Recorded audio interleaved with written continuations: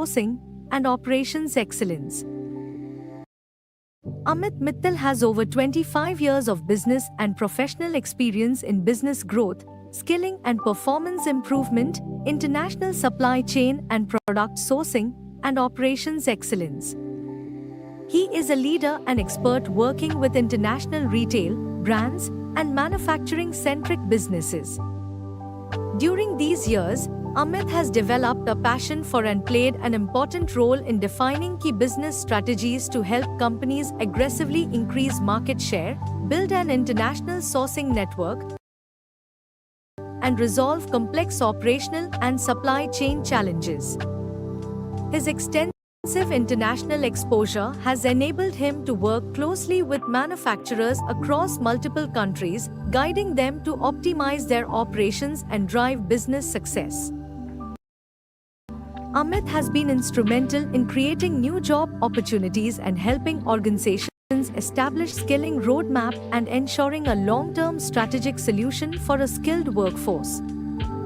His work in skilling initiatives has empowered businesses to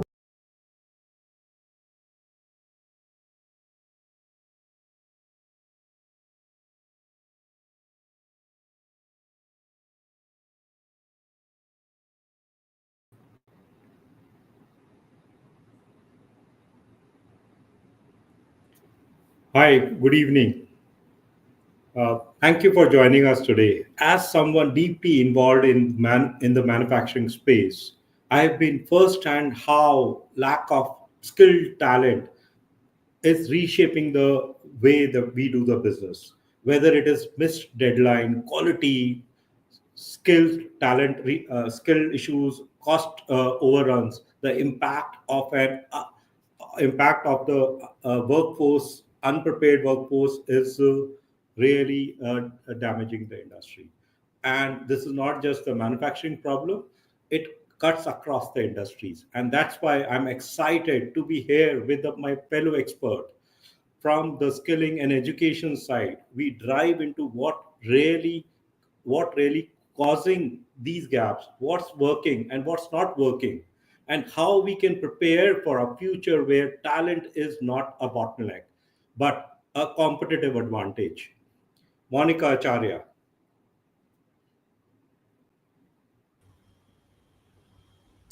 Good a, evening and di- greetings to all. a dynamic leader with 25 years of academic training and administration, brings discipline from defense family and strategic acumen to every role. Renowned for her driving impact, she has led large scale vocational, financial, and social programs, empowered communities, influenced policies, and inspired teams, transforming education and workforce development with measurable and lasting results. Welcome, Monica. We are happy to have you with us today to discuss about the very, very deep-rooted uh, issue which is actually leading a lot of challenges for the industry. One place government is pushing us hard to grow India as a manufacturing hub, and they are projecting globally that India is going to be a manufacturing hub. Still chasing that dream, but on the other hand, what is happening is there's a scarcity of skilled manpower. There's huge gap between the skilled and unskilled.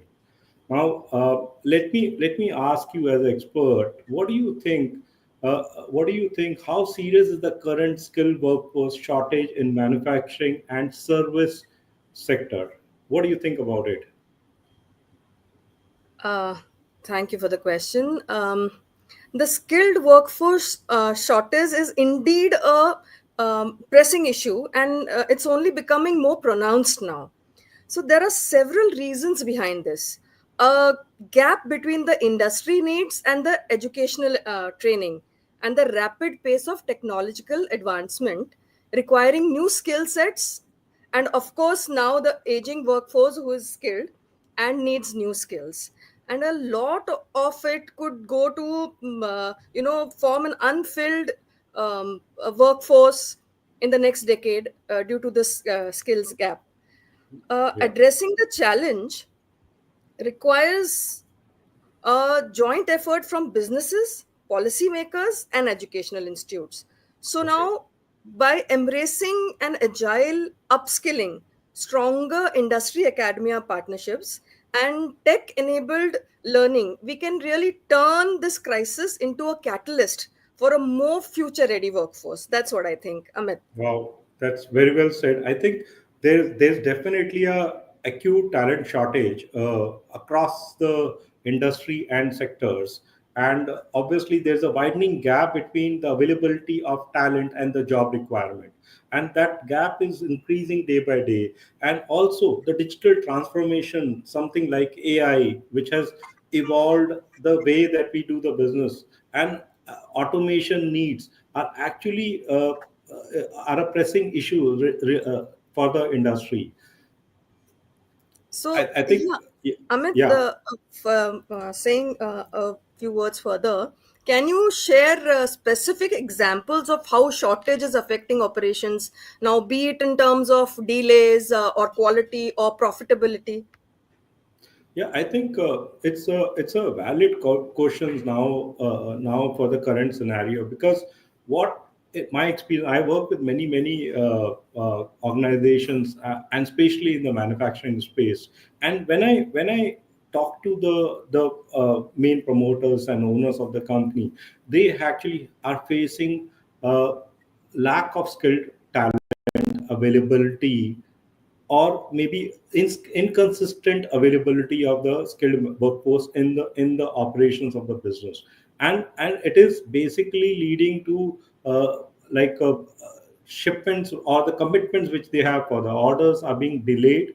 That, and also it is leading to a lot of challenges related to profit over the cost overrun, because they need to put overtime, or they are not able to service the order in time, and then they have to do discounting of orders, and all those kind of things are also creating a problem.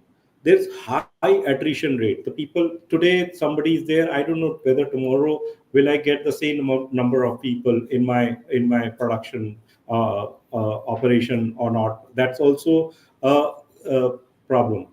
When we when we when we have huge high attrition, and lot of unskilled people come into the production, there are high chances that the quality is compromised and the standards are compromised, because the new people take time to get trained on the standard requirement of a product.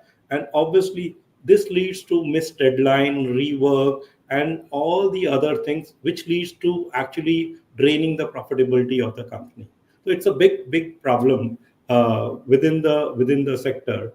And I feel this is being from the education background, and you've been involved in the large scale training with large organizations. So how do you think current skilling and education ecosystem can be aligned to the industry demands?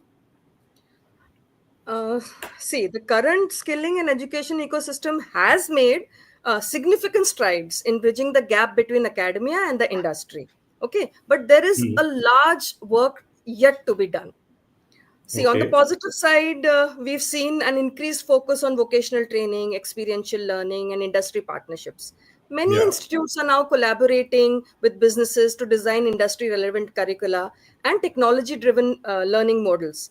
They are Right. helping learners to acquire job ready skills faster, even much more faster than it was done before.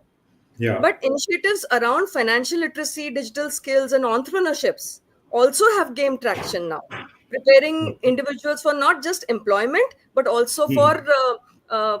entrepreneurship, self employment. Okay. However, Okay. saying this, challenges remain. Many traditional educational institutes still emphasize on theoretical knowledge over the practical application, right? Okay. That's why the pace of technological advances often outstrips curriculum updates, right? Okay. So Yeah. Right. now to truly align education and skilling with industry needs, we really need a more dynamic and data driven approach, one that continuously adapts to market shifts, involves greater industry participation in curriculum, and also promotes lifelong learning. And Okay. ultimately, to truly align with the industry needs, we need a more agile, data informed system. one that Okay. integrates industry inputs into curriculum design, promotes continuous upskilling, and emphasizes not only just technical know-how but also critical thinking, where adaptability is the key. So the direction is promising, but deeper collaboration and faster execution is the key. No, yeah, I think let me because see what we have seen that uh, we are not people are not able to find right talent to be trained. That is also one important. The candidates availability in the vicinity of the place is scarce. People have different liking. People, and what I've seen, even if you are able to source the right candidate for the training, the person being available during the training period is also a problem. They come for few days and then they don't turn up. They don't like it or whatever happens. And then second is like, even if they have trained, they have placed into the industry, that they may run away after a few months. And that has become a biggest challenge for companies to rely on the training as a concept. And then they automatically are forced to look for a well trained, reliable workforce who've been in the industry for longer time. What do you think is the issue? Because there is a disconnect that I feel in that. Okay, I understand your question. Now, see, I will answer this out of the experience that I had as an center head of ICSE Academy for Skills. Okay, Okay. like you said that we had these underprivileged children coming in, doing the courses, and maybe during the course falling out. You know, what we have to do is we have to build in a little bit of confidence in them, and teach them that why this training is important and how Okay. it will drive them in future. The Right. importance somewhere is not there in their minds. Once Right. we drive this into their minds and how this is going to help them in future, and maybe by inviting some past students who are already working in the industry, coming and telling them their experiences, this leads to a lot of confidence in them, and they start working towards their future. You have to give them a goal. They are, at some time, they are aimless. You Yeah. have to Right. give them a goal, and once the goal and they know what they have to achieve, then these things will not happen, according to my experience. No, absolutely. I think goal and the vision is important for whoever is getting into the enrollment. But how prepared are these training centers are? And government is massively investing in training centers. They have ITI, they have vocational studies, they have study centers, they have a lot of other ways that they are able to do. But where do you see a gap? Is this the alignment of a course or a curriculum with the industry need? Or where is the disconnect that you see feel there is? A major connect is the industry is growing at a very fast rate. New technology is coming in, whereas the skill academies or such educational institutes are not keeping up to that technology level. you Right, know right. so that is the major gap today. Children in our education system, they are taking the education for a degree, not for the Okay, employability and innovation. okay. Can That you is explain a little bit about it? Like, I also took a degree. I don't know. So, what is the difference so between so a so, degree and a employ? so see, learning by doing, right?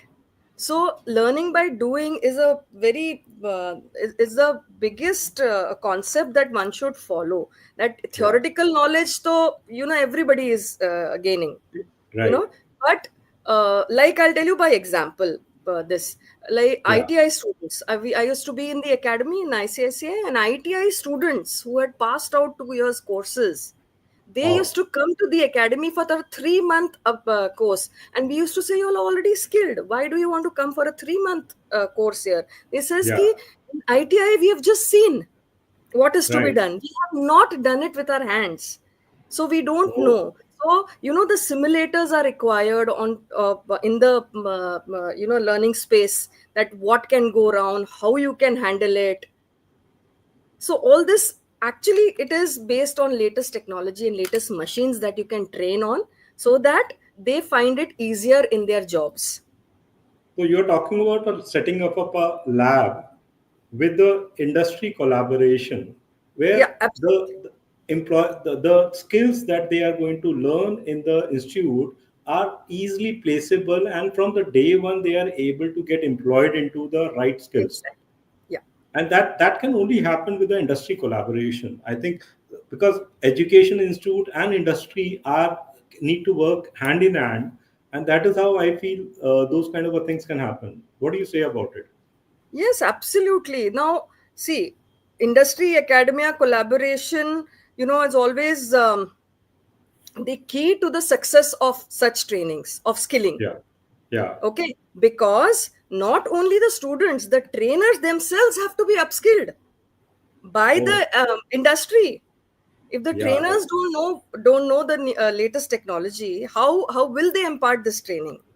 yeah, So absolutely. uh, sometimes the industry engagement is limited to guest lectures and internships, but the real, I feel, out of experience, that they have to get involved in the curriculum setting and upgradation, not only of the curriculum, also of the trainers upskilling Okay, for the let real me world demands. I'm talking about the absolutely. real world demands. No, no, absolutely. I think that is what is needed, because I feel there is a lot of gap between education system and the employability or the industry need for the trained manpower.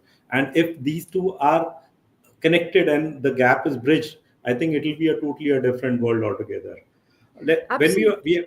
when we are talking about training, do organizations still invest in in-house upskilling, or is focus is shifting on hiring a ready-made talent?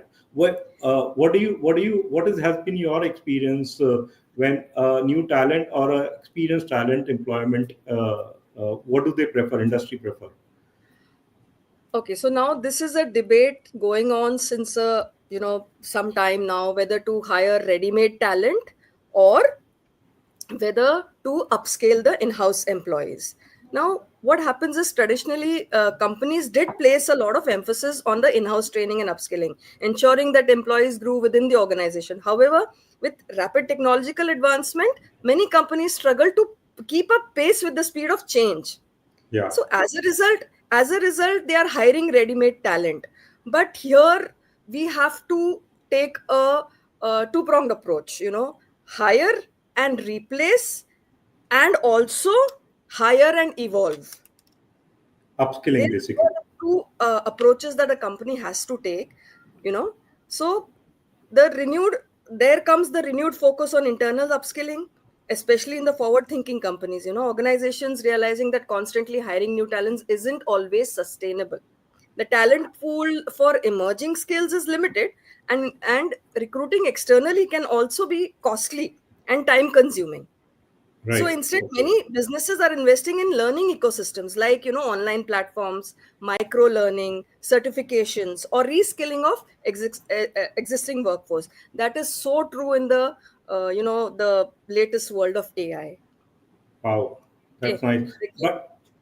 But maybe let me share my experience. I think any industry, they would need a mix of talent. They would need definitely a skilled manpower, and they also need a fresh manpower to keep the cost under control. Because if they keep employing the skilled manpower, their cost will go high beyond the industry standard, and they will not be able to sustain that cost. That's the number one thing that I feel is important to consider. A lot of companies are focusing on internal training also, where they would like to train people. When they bring in the new talent, they train and then they put them onto the shop floor. But this is seen mostly in the larger organization, which who can afford, who can set a budget for that kind of a thing. But for MSME, that has been a challenge. That has been a challenge because of their focus and their financial constraints to fund those kind of a training centers. And Okay. obviously, Yeah, So adding to this, a question is there that I've heard that companies say new hires take months to become productive. right. Whereas, what's the average ramp up time in your experience? I think around 60 days, I would say 60 to 90 days is the time that person, once they come into the shop floor, they will take time to come to a level where they are able to be productively produced for the company. So that's the kind of an investment that company has to do. But still, they will perform, they will be agile, they will be adapted to the change, which the trained people may not be able to do that. So that's the advantage also with them. Okay. So, uh, then, again, I would also like to stress that just taking this discussion forward, Huh. that the successful partnerships between companies and training providers and governments, Yeah. you know, whether I want to discuss whether they have worked or really flopped. Okay. So, I'll just give my view on this, and then Amit, I would really like you to Yeah. also shed some views on that. That is, see, successful partnerships, like I'm talking about ICSA Academy for Hills, where I was the center head for 5 years. There we Hmm. had skilling, we had technical skills and non-technical skills, where we had collaborated with the companies. Okay, Right. the companies had set up the curricula, they had trained our trainers, they used to do upskilling of our trainers, and Yeah. also the government, we had we were accredited by NSDC. So Hmm. NSDC logo was important on that certificate that we used to give the students, because it was an important logo to have. Students used to value it. Okay, Right. but one of the most effective models, one size fit, or it Yeah. doesn't fit all approaches. Absolutely. I agree with you. Okay, yeah, Yeah. and another success factor is apprenticeship. Oh, When the okay. students go for apprenticeship and on the job training, like, I'll give you a small example that we had training as a two and three wheeler repair and services course there. Okay, now this course was in the academy. It was a good academy where they used to sit on the in the under the fans, and they used to have all the equipment and to do the repair work and learn the repair work. But the moment they went in the field on job trainings, they had to sit on the roadside, with Right. the garages, and work in that grease, with the grease and that kind of atmosphere on the roadside, and that really troubled them.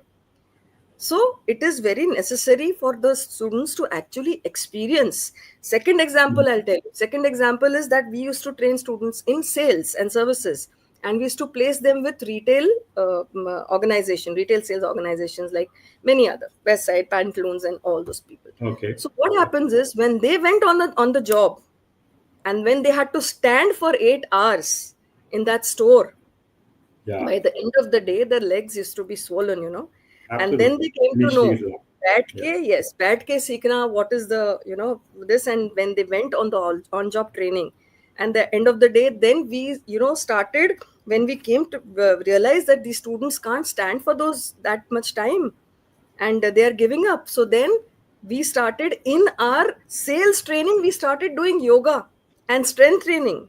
Correct. Yeah. That Yeah. is how we upskill our training, so that they should be able to do that job. That is only possible when they do that on the job training, you know Yeah.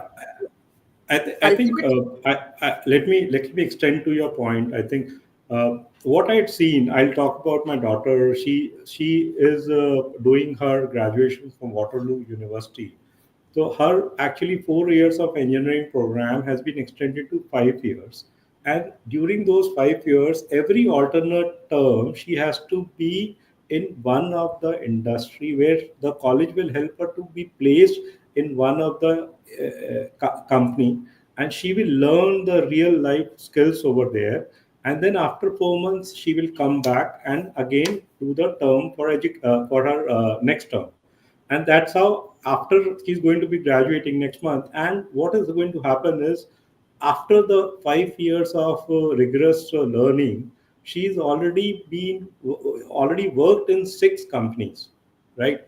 And imagine the kind of exposure, the kind of confidence that it gives to the student is totally different. I think somewhere our education system has to evolve, where the partnership with the industry and the education academia has to come together and help each other, that these are the students and these needs to be placed in the industry, and they need to be trained on the real life jobs, and then they come back and then refine their learning over there. I think that was a beautiful. I was aware of it, but I had never experienced it. Now I can see the confidence when I graduated versus my daughter graduating now. It's totally different, and it's an amazing experience. I would like to say that. Absolutely, absolutely. So ultimately, like the best partnerships are those that are agile, industry driven, and outcome focused. Outcome focused is the keyword Absolutely. here, and also there should be a clear path to employment in the skilling, and clear growth and continuous learning atmosphere that has to But be inculcated in the student But tell during. me, from your experience, these training, you must have visited so many training centers. You've already headed the region for a large training Yes. like a program. Now, from your experience, without naming any particular this thing, is there, what is the issue? Why industry is not coming to these vocational training centers or ITIs of the world, or the people, our children are not getting placed into the industries directly, or what is the issue happening over there? So issues that we faced were that, um, see, there are two, three ground realities. There are Hmm. sometimes the first is that the curriculum is not up to the mark. Okay. Okay. Okay. And Yeah. the interviewers who has to come and ask questions, children were not able to answer that level. Right. Secondly, there were some migration issues. Students Okay. didn't want to migrate to those particular places. Right. See, Okay. आजकल you know today in the today's time, students they want every. I mean, the people in our times, I feel that they were they want they wanted to shift, or shifting for a particular job. That was not a big issue. Now Hmm. students what they want. They have a mind, a clear Yeah. mind. Right. They want what they want. So Absolutely. if the job was not, even if they were getting the job, if it was not suitable to their needs, they would give it up. Okay. Yeah. So that Absolutely. is where also that counseling is really required. But How. their perception of how the industry is versus what has been taught to them, I think that Exactly. has to evolve. Yes. And for giving them the right perspective, it is very necessary, not for a month or two, like apprenticeship for 6 months or something. Then they will, the entire situation, they will get the entire vision of the process, Industry, yeah, how it absolutely. works. Yeah, So absolutely, I agree. going forward, Amit, how does technology and innovation, how is it helping for faster and more scalable skill development? See, I think technology has been evolving faster than we actually think. And there has been an evolution of artificial intelligence, AI, AR, VR. So those kind of things are being adapted in the classroom, and the classrooms have become with the smart boards and a stimulator, wherein the real industry simulation or a test lab is being created, where they are able to perform the same task again and again to become more accurate into what they are doing. And that is the change that has happened. But sadly, not each and every institute or vocational training institute is equipped with those kind of a things, and that needs to be upgraded faster than ever, because that's a need of an hour, and that is where industry is facing a major problem. I think another one is mobile first platform, that a lot of things can be learned from the mobile, because mobile is quite handy and everybody has a mobile. So apps can be developed, and apps are already there where you can learn certain basic skill, like intelligence skills or some kind of a learning skills can be learned from the mobile, which is easy for them, and they can learn it anytime they want. I think these are the important things that are happening in the industry, and that are evolving. And you may add whatever, So, if you think. yeah. So, Amit, also just speak a few lines on maybe how is classroom training uh, versus the but online training. Okay, so see, I can. COVID, everybody knows what is online training, and people who are not aware of online training, they also came to know about online training. And Right. I can tell you, during COVID, 2 years time, the children who were into graduation or who were doing their 11th, 12th, so they were deprived of going to classes at least for 1.5 years, and that was a time lot of learning gap has been there. And Yes. I had first-hand experience of working with those students passed out after during those period or after those period, and I could understand then whatever theoretical things have been taught to them, their knowledge about those kind of a things is missing.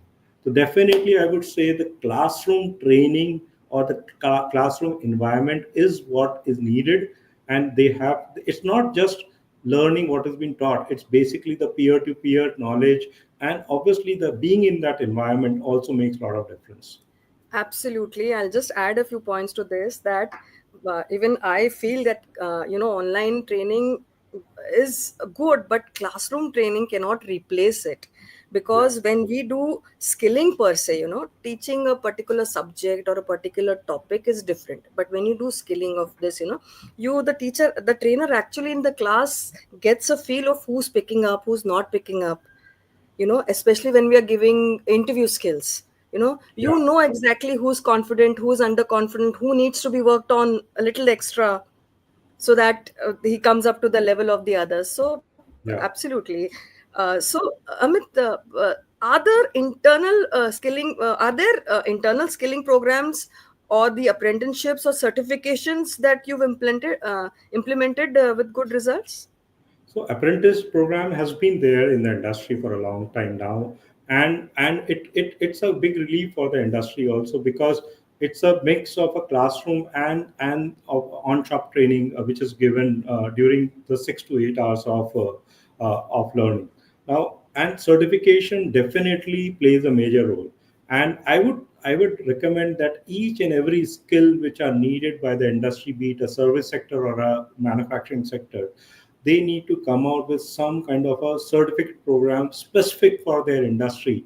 Many of them are there, but it needs to be upgraded to match to the requirement. And if there is a certificate which is given to a student for example, digital marketing, it has to have some kind of a weightage where the student can go and start working into that kind of a job requirement, or maybe a beautician, or maybe a mechanic, or maybe so those, or an electrician. Those are certifications are definitely important, but there's a little gap from learning and certification, and which needs to be kind of at the government level. They need to tie up those loose points so that at least proper certification has been given to the right people, and that certificate is honored in each and every industry wherever they go. That's important.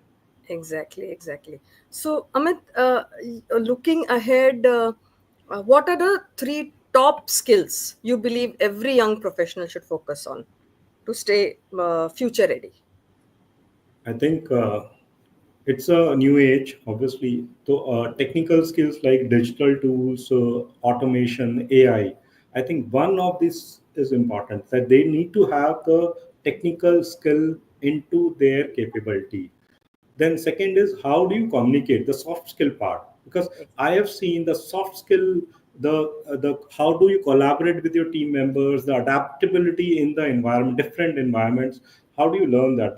That's a soft skill that they need to learn about it. And third one is the problem solving and critical thinking skills, which are needed for any students, which they feel like because our system is more of a like book learning, but definitely problems may not be the same and it evolves. So you need to actually be able to solve the problem the way it comes to you and in a faster way. These are the three main things that I have in mind. Maybe you can add one or two more.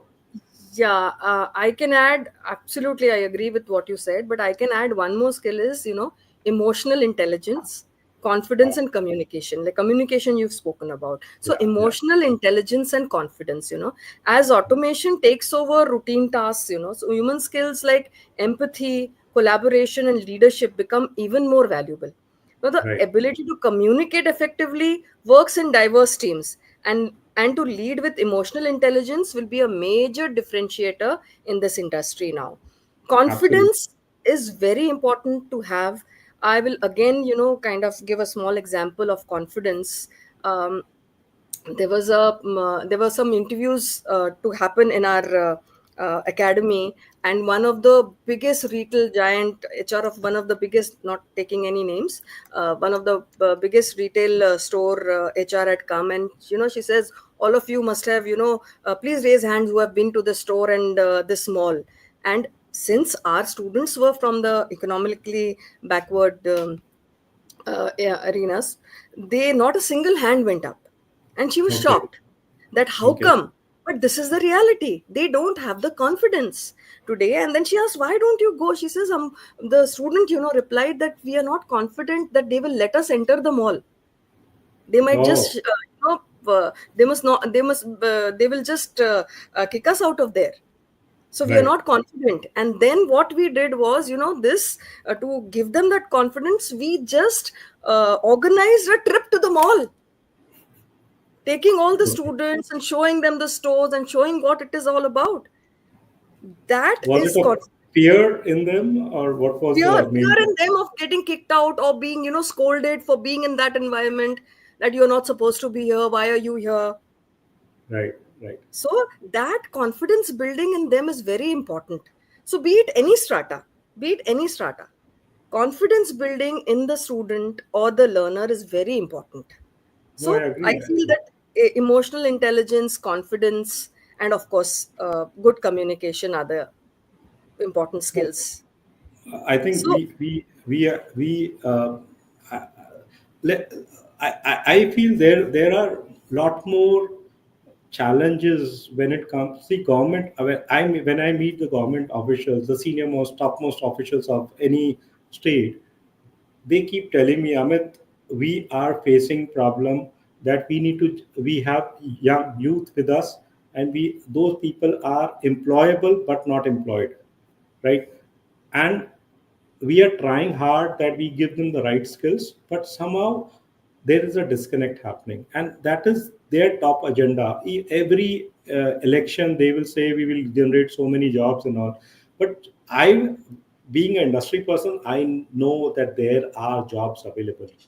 there yes, there are jobs available, but right talent is not available, right skill is not available, and also right connection between the industry and the availability of the candidate is not there. And that is why you will find certain regions in India or districts in India with lack of employability or the lack of industry or the challenges, but students are there, and they need to be either taken to the right places where they can be placed in the job. And who will do that? It is somebody. They need somebody between education system and industry to bridge the gap between two. What is your exactly. experience in bridging that gap? How do you think, what why is the problem, and how do you think that can be managed?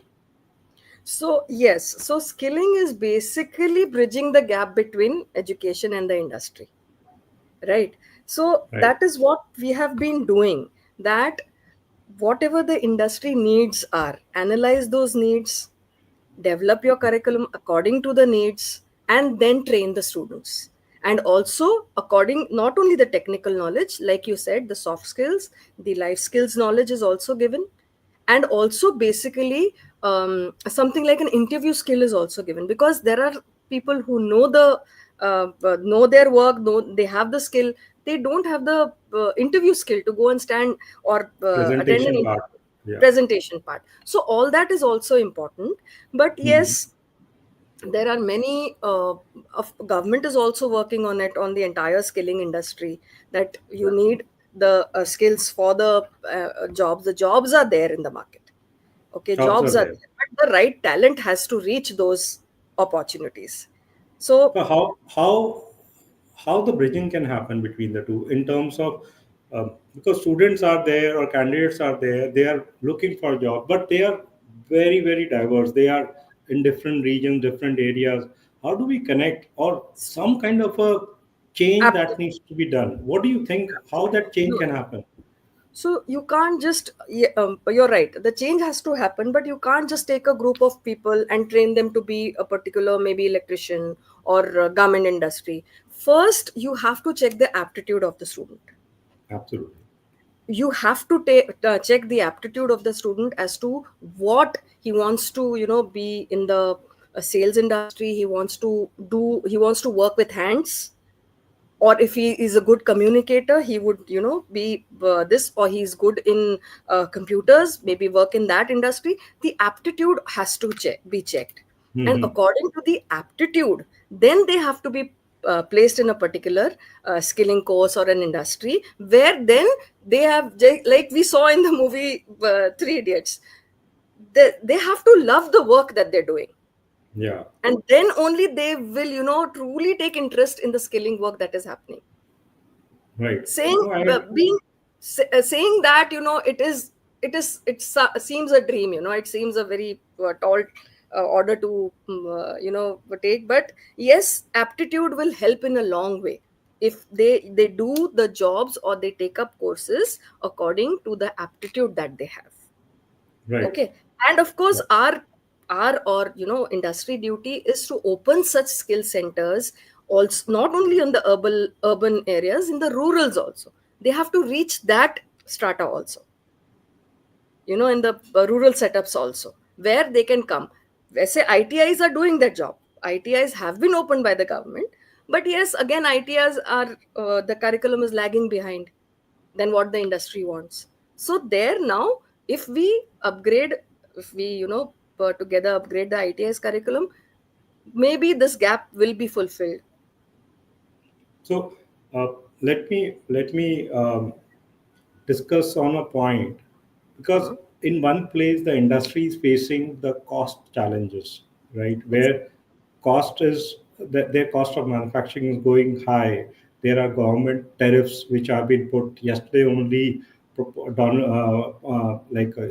President Trump has put the massive tariff on each and every country in the world, and India is also a part of it. Now the cost is rising. There and government has made some kind of a way where the spending can go in training, right? And I CSR. think the beautiful way is the CSR funds which are available. How those CSR funds can be routed to the skill development centers so that the skilling can happen and those skilled people are placed back to the industry. I So think that is happening in PMKVY. Those government policies are there. That is happening, but still a lot has to be done, because yes, you, like you said, a cost is a major factor in running a academy. Okay, cost is the most biggest factor, in fact. So to get the latest machines, to get the simulators, to get the students the equipment for training, like if it's an even the electrician, building, even the building, starting building with the cost. building, yes, Yeah, starting with absolutely. the infrastructure, Yeah, starting with the infrastructure only, and then the equipment, then the lab. Achha, they have to have places where they can work on also. yeah. Okay, not only learn, work on. So all this requires a lot of, the cost is involved. So yes, CSR is a very the right way to route this Initiative. Yeah. initiative towards the academies, and Hmm. there are so many companies doing it also presently. Absolutely. Yeah. It is Yeah. happening, it is happening. So it's not like I said that it is already happening, but there still is a huge gap which needs to be filled up, you Absolutely. know. I understand and agree on this because definitely the government has given the kind of a way where skilling can happen for the industry, and they can collaborate with ITIs and vocational training centers and using the funds of CSR to give some kind of upliftment or upgrading of those places to the industrial requirement. And then once that person people are trained on that or candidates are trained, then those candidates can go back and contribute to the industry. That it's a complete circle which can be created in a beautiful way. Exactly. Amit, you actually hit the hammer on the nail. What happens is today, like in my experience, the industry that are setting up these skill academies, they're setting up their own skill academies Okay. at different places. But Hmm. if this CSR money can be routed to the ITIs, you know, Hmm. then it will be fantastic. I mean, there I see a lot of upscaling, and if that collaboration happens, That the means the government existing has to intervene ITIs. in that, I think. Exactly. Some The government has to intervene and transfer these CSR funds to the the government ITIs, cannot transfer those CSR fund. It is some kind of a redirect them in some way. redirect. Yeah, in a way they can collaborate with the organization that they have so Exactly. much of fund, and these are the things which are needed because I've seen district collectors reaching out to organizations for CSR fund to be spent on civil hospital or education, like classrooms, upliftment, or the schools.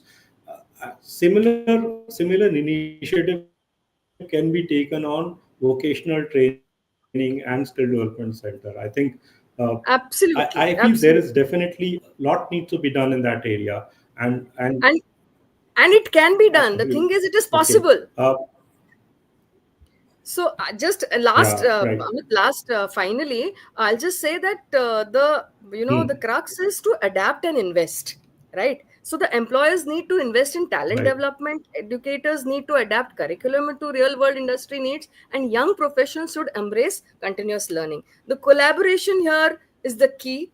If businesses, schools, and individuals work together, we can close the skill gap and build a workforce that's ready for the future. Amit, could you further shed more light on this? Yeah. So I think collaboration is the crux, and collaboration, I cannot do it alone, or the industry cannot do it alone. It's a collaborative effort of educators, industry, and also the young professionals, that how do they come together on a common platform and exchange the give and take in a right way, so that the young professionals are trained, young youth are trained on the in the employable skills. The education system is evolved or helped to train, or their classrooms can be used as a labs to train those people. And obviously it's complete ecosystem that industry can help to get the right talent into the industry. Absolutely. So I just want to add one more point here, where you said the ecosystem. See, there has to be maybe an online platform somewhere. There are companies who want to invest in this through their CSR funds. There are organizations who want those funds, but there is no link between them. They don't, Okay. I mean, they don't know this. So maybe a platform can be made where these companies and the organizations can come together and collaborate. No. Even if a Yeah. government can look at that also. No, I think government is.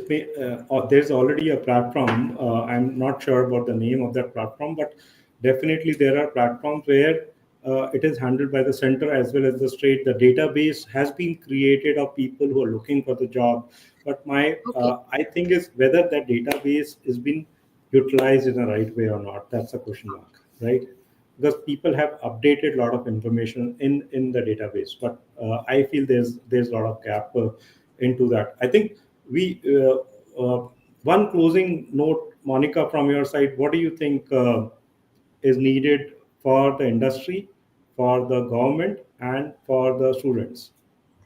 So, like I said, adapt and invest. The industry needs to invest the CSR, uh, because it all the fund, so many funds just goes unused. So they really Yeah. actively need to invest that fund, you know, Hmm. and and the government needs to facilitate this.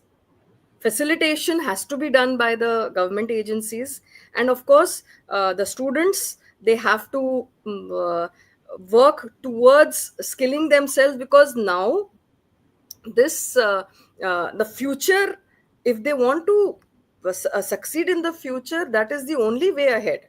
Not the only the getting a college degree will not work. That is of course the Absolutely. base, but they have to train, they have to get themselves upskilled and trained for the jobs that they want to do. The majority of the companies doesn't want to invest in training. That's what my practical experience has been. But they don't mind taking people from the training centers. But somebody Yes, has to run that. Somebody has to run that. Somebody has to hold the fort over there so that they can right. get the fruits out of it. But on the other hand, industry also needs to help them to run Yeah, that so institute. that's what I said. The government has to facilitate this, you know, Yeah. the connection between the industry, CSR industry, and the organizations who are running such institutes, so that they can also upgrade very quickly as the market is upgrading. Absolutely. I think thank you so much, Monica, for all the insights and your experience that you have shared today. Uh, we really had a wonderful exchange of ideas today. It's clear that the future workforce needs more than just a degree. It Yeah, needs the right skills at the right time through the right channel. I think these three things, the right skill, right time, and the right channel. We've seen how talent gap is affecting the business outcome, right? And why deeper collaboration across the industry, academia, and the government is critical. We discussed about absolutely. all these points, and somewhere they need to come together and work together. So I'm pretty sure government is actively working on it, and they also want that the young youth who's coming out of the college and the schools, they need to be employed in a better way. Uh, Thank you so much. At Medaski Consulting, we support organizations with complete skilling framework, from setting up training labs to developing programs that prepare the future workforce. We upskill we upskill the people on it the strategic imperative. And thank you so much for all the viewers for today, that for joining us. Let's continue to build the more skilled, future ready workforce together. Thank you so much, and thank you, Monica, for being discussing so openly about what has been your experience in the industry. Thank you so much. Thank you so much, Amit. Thank you, everyone. Thank you. Bye. Bye.